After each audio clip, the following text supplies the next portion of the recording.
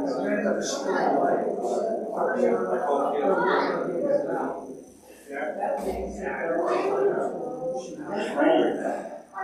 don't smell it. I can't tell. Is that just convenience? I'm in trouble for not knowing. That's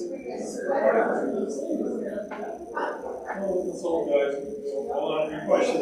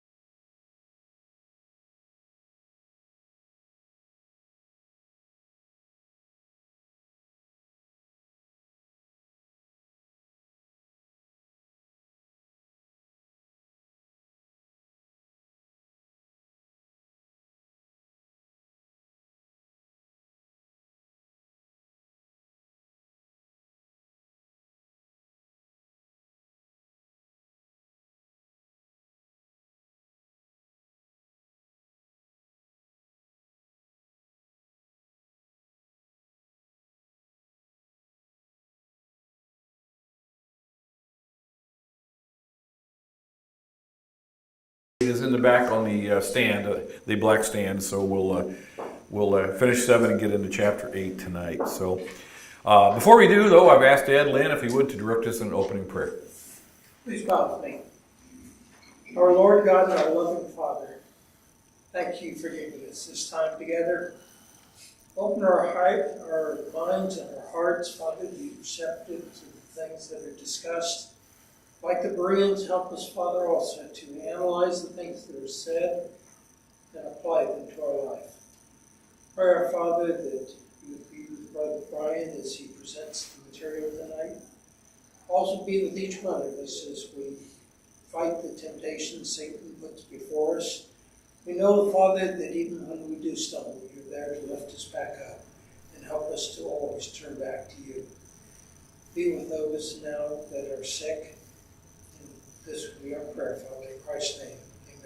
Amen. Amen. Appreciate Ed's prayer, because temptations is what we're going to continue talking about tonight.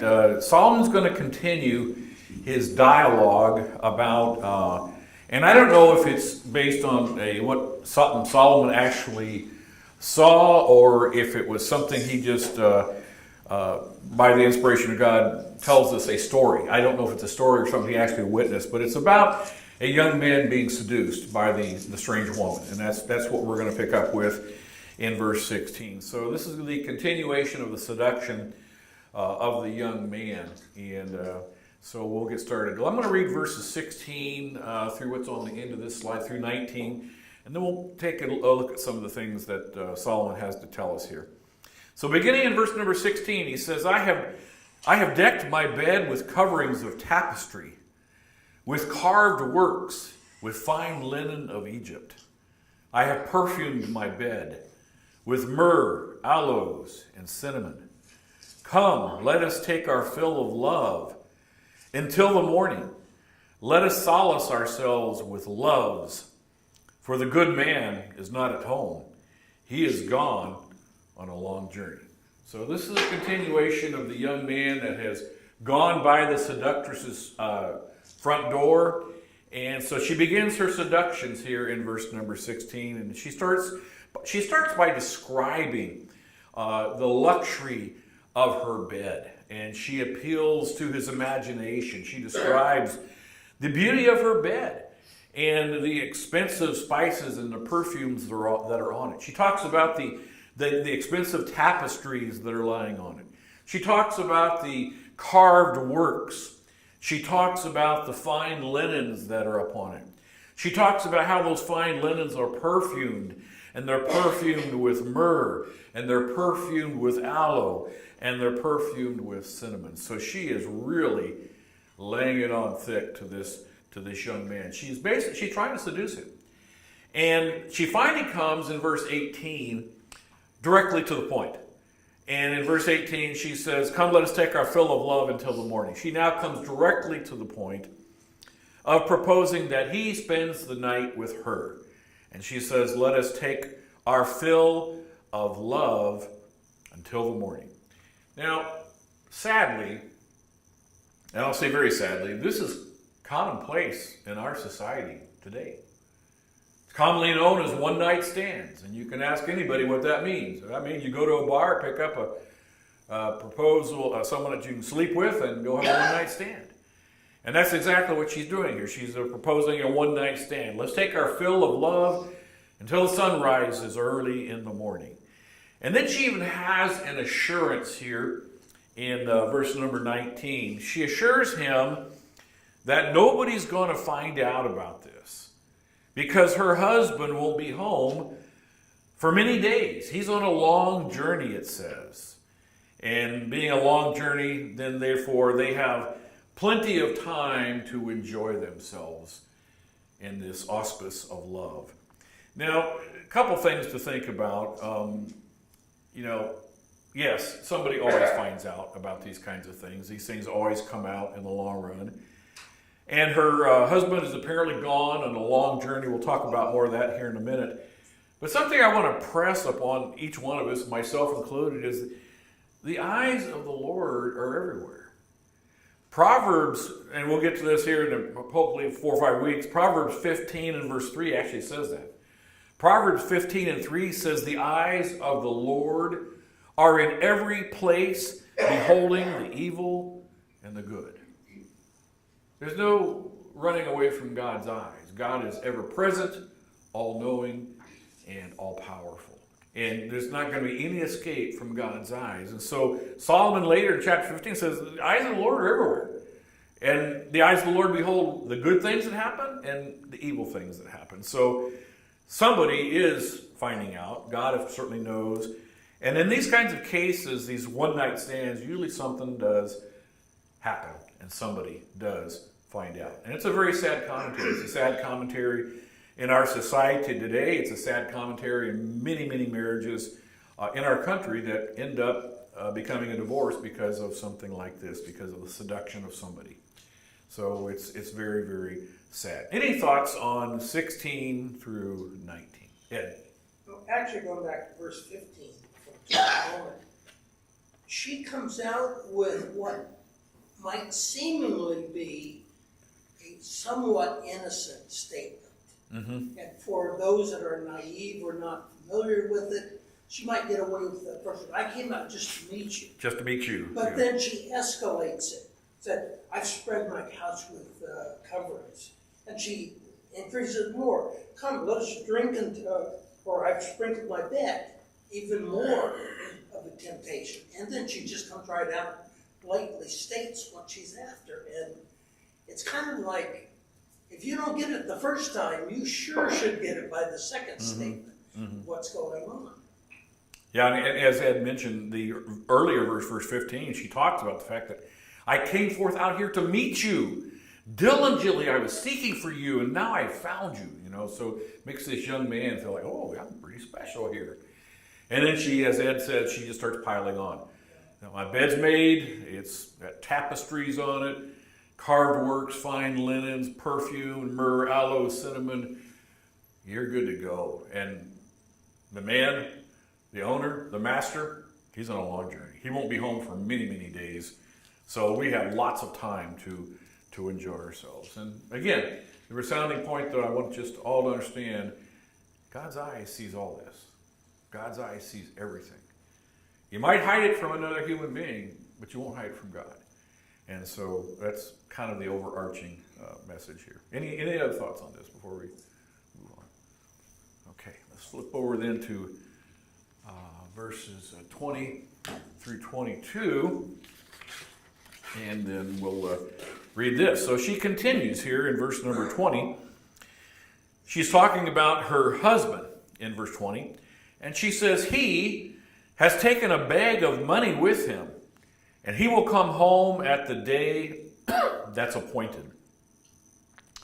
With her much fair speech, she causes him to yield. And with the flattery, of her lips, she forces him. And he goes after her, I got a tickle, straightway, just as an ox goes to the slaughter, or as a fool to the correction of the stocks. So a number of things here to talk about. She talks about the fact that her husband, the man of the house, he's got a big bag of money, and he apparently has gone and have intended to go make some purchases or spend it, and he's going to be gone for a considerable amount of time, and he won't return until the appointed day. And then she says that besides this, the very day of his return has already been determined. It was, from what the commentaries talk about, that she's talking about basically at the next full moon or the next new moon. So he's going to be gone probably a month. And so the time has already been determined. And commentaries hinted the fact that the full moon and no moon is always, the highest tides are always at the no moon and the full moon. And travel days were often tracked by the presentations or the phases of the moon. So they would often say, I'll be back at full moon. They knew how many days that would be from where they were currently at. And so it seems to be that's what's under consideration. She's saying, he's gone right now. He won't be home till the next next new moon. So we've got lots of time on our hands. Verse 21, she uses very fair speech. It says it causes him to yield to her. She persuades him by her flattery and by her smooth talk. Now, in verse 21, it uses the word, with flattering of her lips, she forces him. That word forced really translates, that's the King James Version, it really means to over-persuade or to heavily entice. And that's what that word force means if you have a King James Version. So she heavily entices him with her fair speech and with the flattering of her lips. And now the youth, the young man, now makes a decision. So we're down to verse 22. It says, he goes after her straightway. Just like an ox goes to the slaughter or fools goes to the correction of the stocks. The young man here, after all of this persuasion, I've sought you out, I have found you, my bed's ready, the man of the house is gone, we've got all this wonderful time to spend together. The young man now makes a sudden decision to follow the woman. And when he did, he begins to act, as Solomon is here, he begins to act like an animal. He's no longer a young man. Solomon says he's no longer acting like a young man made in the image of God, but he's acting like an ox that's going off to the slaughter. And other illustrations in Proverbs talk about, or like a bird that walks into the trap, into the hands of the fowler. He's going to get in trouble. He's going to be in trouble. And so he's made this decision to yield unto her seductions and go in unto her and spend time with the woman. And that's kind of what's under consideration here in 20 through 22. Any thoughts? Rochelle? If we go back to the first 4 verses in chapter 7, he's starting out with a plea for him to heed to his words, treasure up the commands, keep them as special in your eye, and bind them on your tablets of your heart. And then he goes into, say to wisdom, you are my sister. Mm-hmm.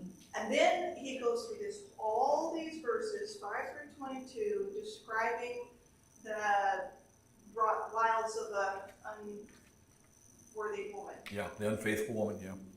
These principles of what an unworthy woman would do can be applied to any of Satan's snares.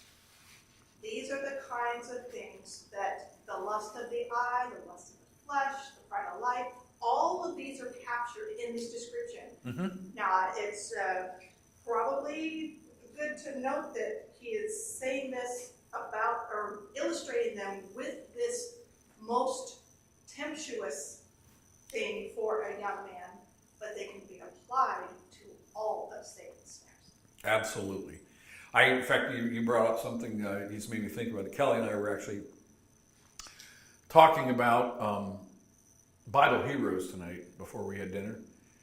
And I told her, I said, one of them, as a man, that I have to tip my hat to is Joseph. You know, basically abandoned by his family, sold into slavery. They were going to kill him. So he had really no family that seemed to love him at all. And then going through what he did with Potiphar's wife, where she probably undoubtedly, Potiphar was a high official, probably a very attractive woman, and she kept trying to entice him to sleep with her. And he flees, of course, gets in trouble, gets thrown in prison, does some interpretation of his dreams, the butcher and the baker, and or the baker and the wine cup bearer. And then it gets forgotten about another 2 years. And all these things he went through. And it just, I don't know, Joseph came into my mind of, as a guy, what Joseph went through, horribly enticing. And that's exactly what this young man went through here. And as Rochelle mentioned, all these are mentioned. The pride of life, lust of the eyes, lust of the flesh is all mentioned here. And he succumbs to it. And I dare say 9 out of 10 men today would probably do the same. It's just, I'm sorry, but that's just the way things work. Yeah. One of the things I do notice also is that Satan is a master at twisting God's word. This relationship, let's let's be utterly frank about it. It's a beautiful relationship between a man and his wife. And that's where it should stay. Mm-hmm. But Satan has taken it and dragged it to the mud and made it ugly, where even as Christians, when we look at this, we understand that. But we still struggle at times with the beauty of the relationship God has given to men and women in the American state. And that's improper too. And it's the way that things still operate in the world, unfortunately. We live in a world of one-night stands. I'm sorry. It's just what happens. And it's a very sad narrative. When I was young, it was, when I was little, you hardly ever heard anybody talking about having, as I remember, one-night stands, and you certainly didn't hear about people living together. And that all is just commonplace now. And I think you guys probably remember this example. I'll use it one more just to be redundant. But, you take the farmer, he goes out into his field and he picks up a handful of that very black, rich dirt. And he says, this dirt is beautiful. It grows crops. It feeds the animals. It feeds the people of the world. It nourishes people. This is wonderful dirt, and it's beautiful to him. Take that same handful of dirt, though, and you go into the dinner table, throw it on a steak. It's not so pretty anymore. Now it's ugly. It's the same thing of sex within and without marriage. Within marriage, it's like that rich soil. It's beautiful. It's in its right place. It's where it should be, and it's wonderful, and it's nourishing to the marriage. Take that same handful, that same sex, though, and take it outside of marriage, and it becomes dirty. It becomes filthy. And so that's just something we have to realize, that this is what's under consideration here. Solomon's saying, look what this young man is doing. Stay away from the strange woman. And it's a sad situation. I like what Job says. One of the things he gets right is he wouldn't even look at a virgin, period. Yeah. No. He says, I made a covenant with my eyes, And I'll tell you that we have so much of that today. If you think about, and I've talked about this with my wife too, all the advertising is done. Usually there's a sexual connotation to it. I don't care if you're talking about a Carl's Jr. commercial or selling cars. There's always some sexual aspect to it because it's enticing. And that's just the way of the world. And Job did. Job said, "I've made a covenant with my eyes. I'm not going to look upon a virgin." And so, something we all of us need to work at, both men and women. Okay, any other thoughts on that before we move to verse 23? Okay, let's read 23 through 25 because the saga continues a little more here.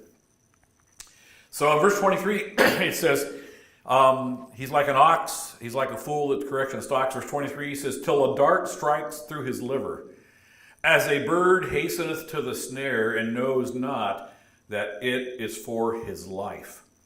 Hearken unto me now, therefore, O you children, and attend to the words of my mouth. Let not thine heart decline to her ways. Do not go astray in her path. So he makes a couple of phrases here that are interesting. In verse 23, he talks about the young man does it. It's like taking a dart, an arrow, and striking him through his liver. This is probably a figurative statement, but it probably refers to possibly some terrible infectious sexual disease he might get that the young man could contract from this morally and physically corrupt, strange woman. So it's very possible he could contact some type of STD here, sexually transmitted disease. And he also says, as I mentioned earlier, it's like a bird going into a snare. You get caught in the snare as a bird, that's your life. Your life's over. The fowler's going to kill you and probably eat you. So it's not good. It's not a good scene for the young man here. Verse 24, here's Solomon having completed his details of this story or this example, whether it's, like I said, an inspired story or he actually witnessed this. He makes a general appeal for his people, and he calls them his children. He says, "Oh, you children, attend to the words of my mouth." Basically, he's saying, please, hearken unto me now, listen to me, give attention to my words. And that's what he's actually appealing for here is this is serious. This is very serious. And of course, as we've talked, sadly, Solomon didn't follow a lot of his own advice in some of these things. Verse 25, let not thy heart decline to her ways, and go not astray in her paths. The words decline there means to literally to make a trek downward, to go downward. And thus any conduct with this strange woman that you're not married to is a downward step. It's a downward step that's morally downward, spiritually downward, and physically downward. And that's what's happening to this young man. So any thoughts on that? Okay. Let's finish this chapter 26 and 27. We'll have some final thoughts before we get into chapter 8. He says the following here, beginning in verse number 26. He says, for she has cast down many wounded. Yea, many strong men have been slain by her. Her house is the way to hell, going down to the chambers of death. This is quite fascinating language here. Solomon says there's been a lot of strong men that have been brought down by the influence of a wicked or a strange or a bad woman. And sadly, Solomon was one of them. And that's a sad situation. I'd like to take just a moment and go over to the book of Nehemiah for a minute and read from Nehemiah 13. Because Nehemiah talks about Solomon briefly. And in verse 23 through 27, Nehemiah is talking. He says, in those days, I also saw Jews that had married wives of Ashdod and of Ammon and Moab. And their children spoke half in the speech of Ashdod and could not speak in the Jews' language, but according to the language of each people. And I contended with them and cursed them and smote certain of them and plucked off their hair and made them swear by God, saying, you shall not give your daughters unto their sons, nor take their daughters unto your sons or for yourselves. And now here's the point. Look at verse 26. Did not Solomon, king of Israel, sin by these things? Yet among many nations there was no king like him, who was beloved of his God, and God made him king over all Israel. And nevertheless, even him did outlandish women cause him to sin. Sadly, Solomon's been given all this great advice, and he didn't even follow it himself. And that's what Nehemiah talks about here in chapter 13. He recalls the fact that in his lifetime, people were giving their children to the Moabites and others. He said, don't intermarry. And then he gives the example. Isn't that what was the downfall of Solomon? So some very, very good lessons here for each of us. And sadly, as I mentioned, Solomon just didn't practice all this himself. Does that mean he was inspired? Yes, he was inspired. Is the word valid? Yes, the word's valid. Did he practice it? Not all the time. And same thing can be said of David, when David lusted after Bathsheba. And so it's a sad situation. But Solomon says there are a lot of strong men have been brought down by the influence of bad women. And then in verse 26 and 27, he says, talks about many strong men have been slain. Her house is the way to hell, going down into the chambers of death. Hell is from a word that includes all of the conditions of ruin and forgetfulness that are awaiting men who waste their lives in sinful practices. And among those practices is that of contact with the corrupt or the bad woman, the strange woman, the enticing woman, the seductress. And he says her house is the way to hell. That's a pretty serious statement. And that's what is concluded here in chapter 7. Now, we'll get some final thoughts that I just put down here. This was from a couple of commentaries I got. And basically they were summarizing, saying, after watching a young man, we're made to see ourselves as conceivably filling the same role if we're not careful. And there's 3 defenses that we can use. Number 1, guard your mind. How do we guard our mind? With the Word. With the Word, yeah. In fact, we're talking about putting on the armor of God. With the Word of God is how we guard our mind. Secondly, keep away from such people.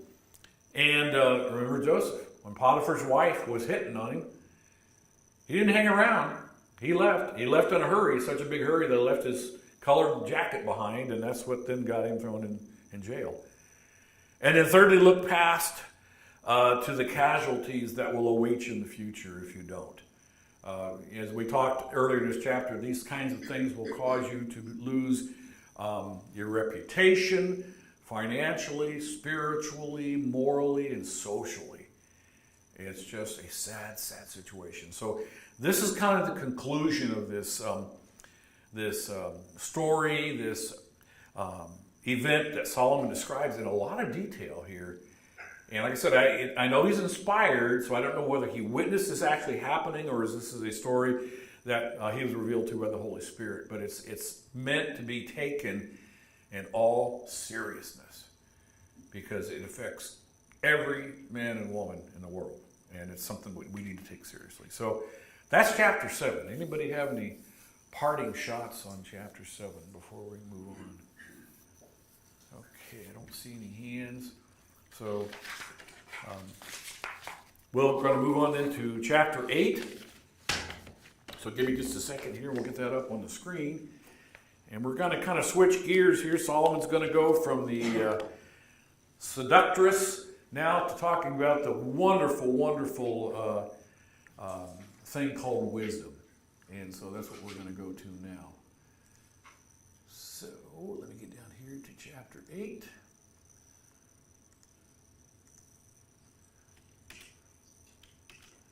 Okay, chapter 8.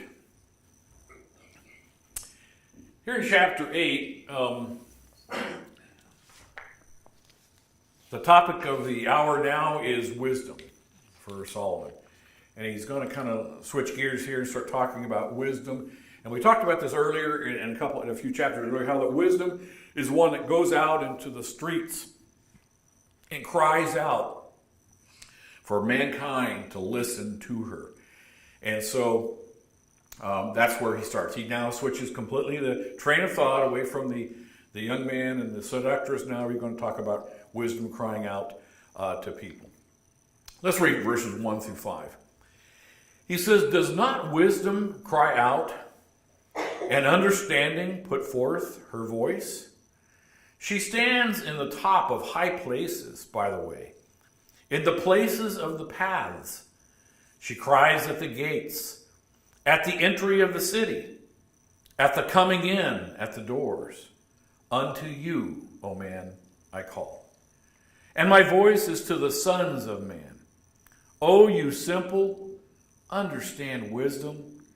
And you fools, be ye of an understanding heart."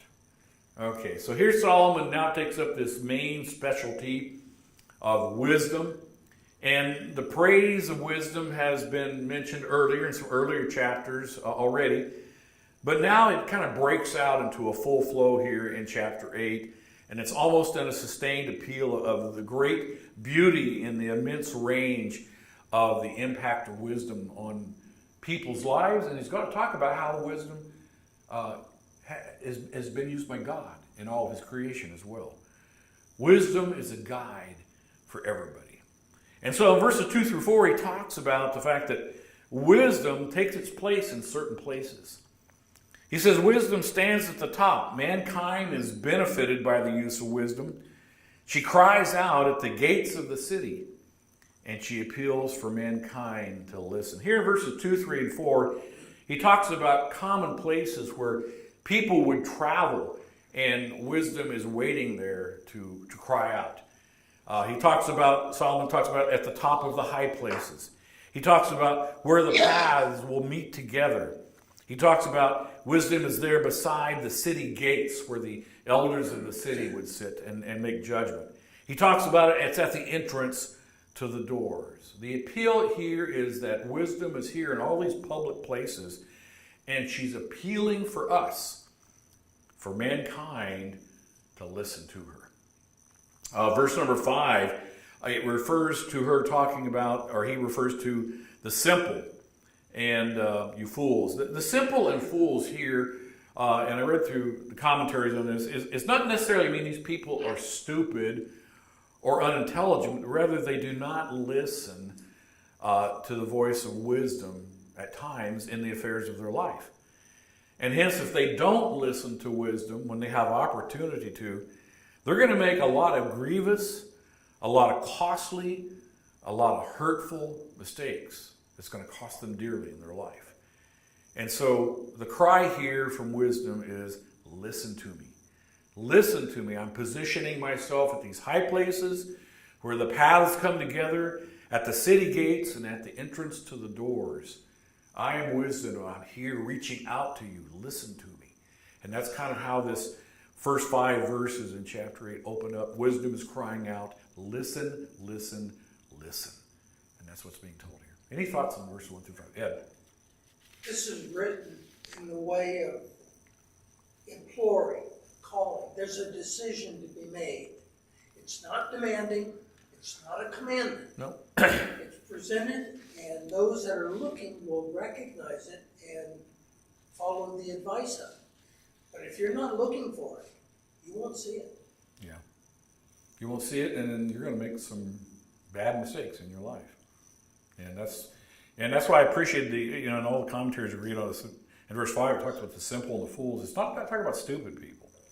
It's talking about people that just don't often listen to the voice of wisdom in their affairs of life. And so it's important. So wisdom's crying out. She's crying out. She's crying out in the public places. She says, listen to me. So that's kind of the idea of verses 1 through 5. Okay, let's get down to 6, 7, and 8. Wisdom continues. She says, hear, for I will speak of excellent things, and the opening of my lips shall be right things. For my mouth shall speak truth, and wickedness is an abomination to my lips. All the words of my mouth are in righteousness. There is nothing froward or perverse in them. I want you to notice all these references here to the lips, the mouth, the voice, the words of the mouth. And it's all over, and it's repeated all through this 6, 7, and 8. So in verse 6, excellent or noble things are those things that are superior to others. And so, because wisdom says, here I will speak of excellent things.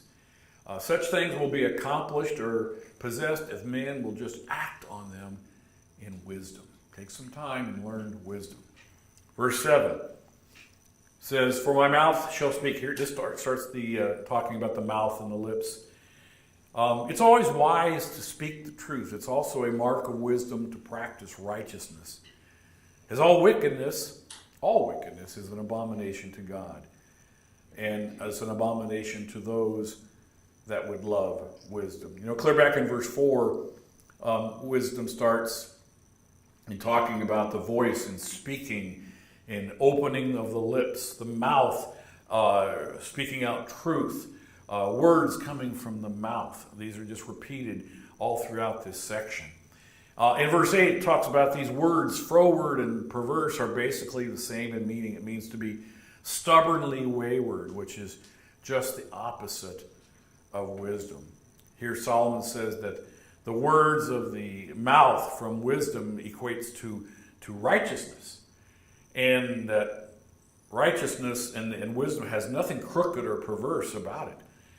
And in verse 9, which we're going to get to in a minute, it talks about that all the words of wisdom, we're going to get there in just a second, verse 9, all the words that come from wisdom are plain. They are easy to understand. We'll get there in the next slide, but I just want to throw that out. So these words coming from the mouth of wisdom, she's speaking things, she's opening her lips, she's telling us the truth, words of wisdom, words of righteousness, nothing crooked, nothing perverse. And all of them are plain, as we'll get to in verse 9 here in just a minute. So that's kind of what's under consideration here, is more of a things that wisdom is describing herself. So any thoughts on 6 through 9? Or 6 through 8, I should say. Okay. So let's go to verse 9.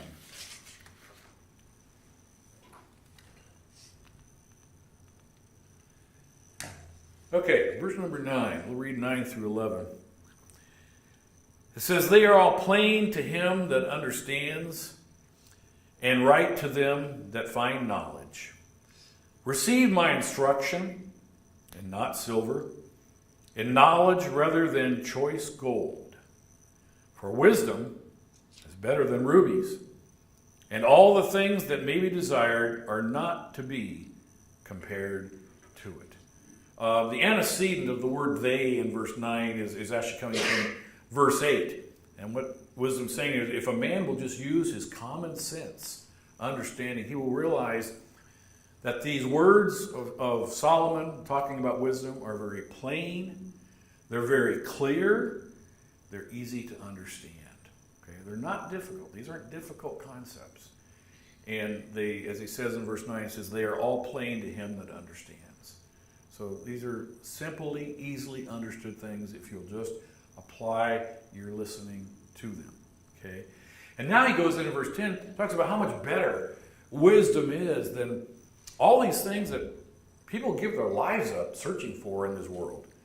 As a contrast, Solomon here, in talking about wisdom, sets instruction and knowledge above silver and above gold in value, because true treasures are not found on this earth, but rather in God through his word with wisdom and understanding, because these things are priceless. They're absolutely priceless. And then in verse 11, he talks about the fact that wisdom is better than rubies. After specifying certain articles that are less valuable than wisdom, silver and gold, Solomon says they're even better than rubies. And Solomon kind of makes a sweeping comparison here. He places wisdom above anything else that one can desire. And this rules out any other possible exception. Nothing can compare to wisdom. She's better than rubies, better than fine gold, better than choice silver. And that's what Solomon's telling us. And he's a man that had a lot of fine gold and a lot of choice silver and a lot of rubies. He was the richest man to ever live on this earth. And he's saying wisdom is priceless. It's far better than these things that people will give up their lives for and search for their entire time that they live on this earth. So any thoughts on 9 through 11? Okay, that's the value of wisdom. Okay, let's switch over to 12 through 17. We'll get through this. All right, let's read 12 through 17 and we'll take some notice of things. Verse 12. "I, wisdom, dwell with prudence, and I found out knowledge of witty inventions. The fear of the Lord is to hate evil, pride, and arrogancy, and the evil way. And the froward mouth do I hate. Counsel is mine, and sound wisdom. I am understanding. I have strength. By me, kings reign. Princes decree justice. By me, princes rule, and nobles, even all the judges of the earth. I love them that love me, and those that seek me early shall find me." So a lot of interesting comparisons are made here. 12 and 13, these verses are related. True wisdom is canny. It's resourceful, it's prudent, it's rooted in the fear of God. And that's when a man of wisdom will make his plans. He'll make them with discretion, but he also respects the Lord and he hates evil. In verse 14, he talks about wisdom says, "Counsel is mine." The word counsel really translates, if you have another translation, King James, is good advice. So good advice is from wisdom. And one who seeks this sound wisdom will have understanding and they will have strength. And then he gives us some examples. And he says in verses 15 and 16, "By wisdom, the greatest kings, the greatest princes, the greatest nobles, the greatest judges carry out their reigns, their rule, and their justice to their fellow man with wisdom." Okay, Okay, so he talks about kings, talks about princes, talks about nobles, he talks about judges, and all these people will use wisdom in their reign, in their rule, and they will rule in justice. And so that's how it should be. And so this is what wisdom is saying. This is how kings should rule, how princes should rule, how nobles should rule, and how judges should carry out justice. And this is what it should be. Finally, verse 17, wisdom says the following. Wisdom says, I love them that love me, and ask that they seek me early shall find me. If a man will show his love for wisdom, he will obtain favors from her that cannot be had otherwise. He needs to seek it early and use some effort to find it. And so we're given some examples here of the fact that many of the rulers on this earth will rule with wisdom. Any thoughts on 12 through 17 here? Andy? I think it's really beautiful that even though wisdom is guiding all these people who are described as powerful, that it is accessible to everyone who diligently seeks it. And Jesus said, seek, you will find, ask, knock. And his words are wisdom and life and spirit. And the whole idea of wisdom is embodied in his words. And it's available to everybody who simply seeks for it. Absolutely. And that's why I appreciate that verse you're talking about. It says it's presented in a plain manner. It's easy to understand if we will apply ourselves to it. Steve? I may have missed it, but did you say much about verse 13? It seems to be pretty strong, not just hatred of evil, but... Yeah, I didn't mention a whole lot of that, but yeah, pride, arrogance. The way he says it, the fear of the Lord is hatred of evil. Mm-hmm. Pride and arrogance in the way of evil and perverted speech I hate. That's pretty powerful. That's very powerful. That's very powerful. And that's what's being under consideration here. Any other thoughts on 12 through 17? We're going to get here towards the end of this chapter. I don't know if we'll get to it tonight. We're getting pretty close. Let's see if we can get through. We're being told at the end of this chapter, God used wisdom in his creation. And so we'll get there. So I just want you to understand, he's kind of building up to that. He's now talking about princes and kings and rulers and nobles and judges. Then he's going to step up and say, now let's talk about what God did with wisdom. So we're going to get there.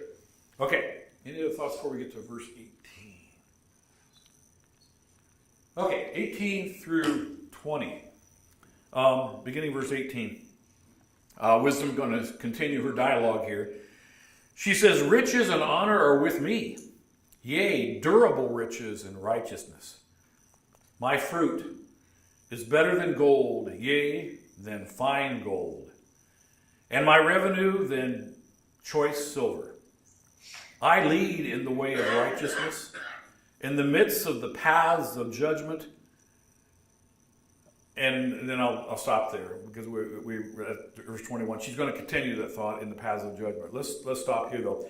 In verse 18, the main idea here is wisdom says riches and honor are with her. And the idea here is that even material riches will be more likely, not guaranteed, but more likely to come to a man who acts with wisdom. If a man uses wisdom in his life, chances are he's going to materially gain from that. Both durable riches as well as spiritual riches and righteousness. Wisdom continues in verse 19. She says the fruit of wisdom is described here. She gives us the description. It's better than gold or even fine gold. And I know we've talked about this numerous times, but when gold is refined through the fire, each time it passes through the furnace, more and more dross is removed to produce the purest form of gold, fine gold. And we're told that wisdom is better than this fine gold, or even the choicest of the very best of the silver, the finest of silver. So wisdom says, I'm better than any of these things, choice silver. Verse 20, she says, I lead in the way of righteousness in the midst of the paths of judgment. Lead is from a word that means to walk or to travel. So wisdom, she travels in the paths of righteousness and the paths of judgment, and is always to be found in these kinds of lanes of travel. And so that's 18 through 20. Anybody have any thoughts on that? Okay. All right, we're going to next week pick up with verse 21, because after verse 21 we get into God and his use of wisdom in the creation, in the planning of the earth, in the making of the universe.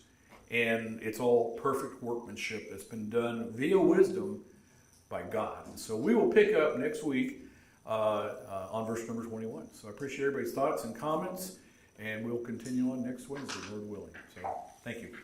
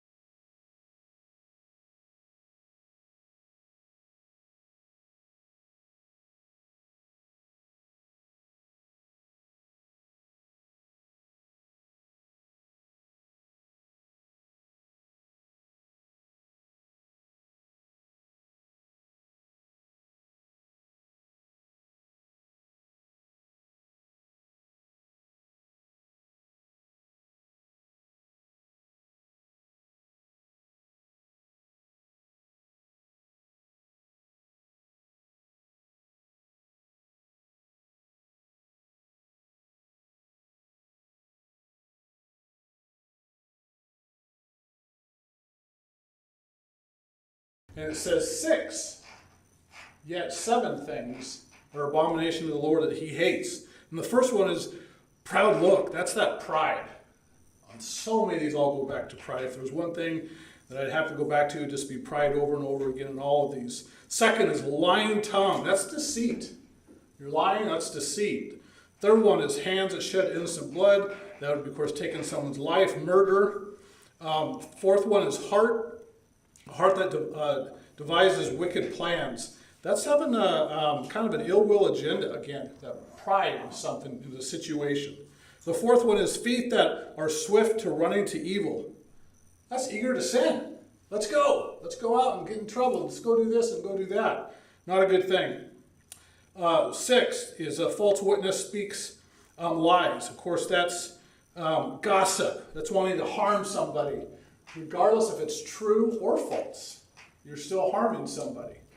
The 7th one is, of course, sows discord among brethren. And, of course, that's with purpose, conflict, strife, lies, slander, doing something to harm somebody.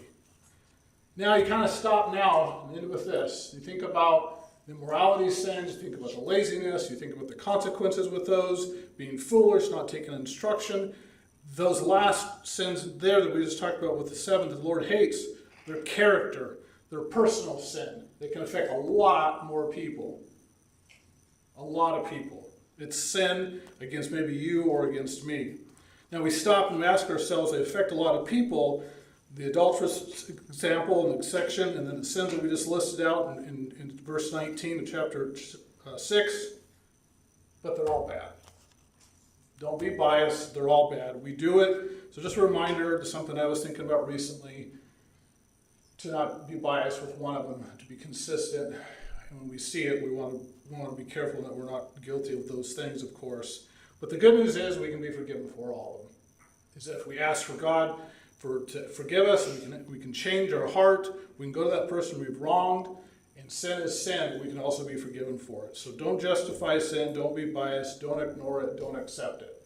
We talk so much about standing for God's word in our lives and doing what's right, whether we're in this building or outside this building, whether we're with loved ones, whether we're with believers or non-believers, continue to be consistent in our walk of life to become more Christ-like each and every day of our life.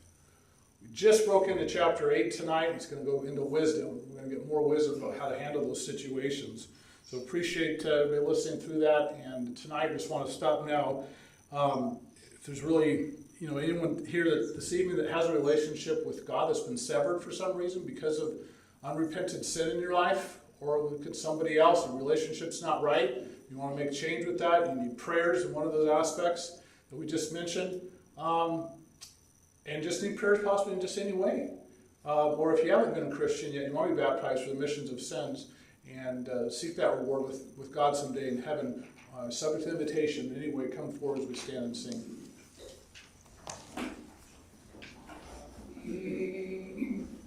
Hark the gentle voice of Jesus.